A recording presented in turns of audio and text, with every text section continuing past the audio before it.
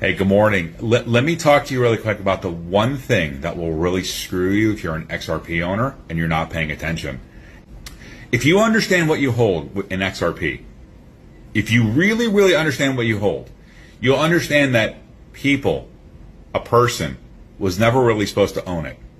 You own it now, but let's say this, because it's used by banks. Banks are not people. Banks are trusts. Keep that in mind. This was designed for banks, and the government then decides to write codes and regulations and laws that this is a banking asset, and you're not a bank. They could very easily write something into the law that says any person that owns XRP can't own it. Just like in 1933 when they confiscated all the gold, you weren't allowed to own it. But in 1933 they confiscated a lot of the gold. What if they do that this time? But what they do is like, okay, any person that has this in their name isn't allowed to own it. And if you haven't gotten your trust, put the structures in place so that your person is not attached to that asset that could very easily be deemed not an asset that should be belonged to by a person. So that video I recorded last year got like 220,000 views. If you want to watch it, it's pinned in my profile. It says Think Things Through, and it talks about this stuff. And as time goes on, more and more becomes obvious on how simple something like that can actually happen. Here's how I see that happening. Like, how do they get it away from you? Because people ask me, can they confiscate it?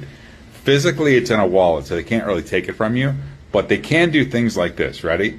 Crypto is already, and has been for years, considered as property by the IRS, so just so you can file taxes for it.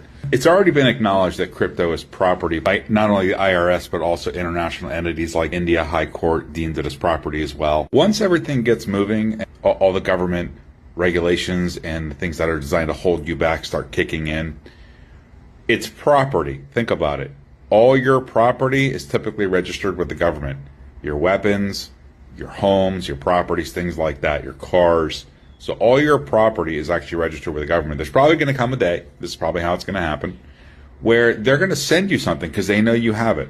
They're going to say you have to register your property with the government. And by then it'll be too late, by the way. The minute you have to register, they're going to see that you're not supposed to own it and force a buyback. That's kind of how I see that happen, because it's usually a lot simpler than this big, we're going to come to your door and steal your wallet kind of shit. It's like, it's property. They're probably going to force you or require you to register your property with the government. And the minute you register as a person, because you never put it in a trust, because you didn't put it into the right entity when you go and register for it, they're going to force you to sell it back. Just a thought.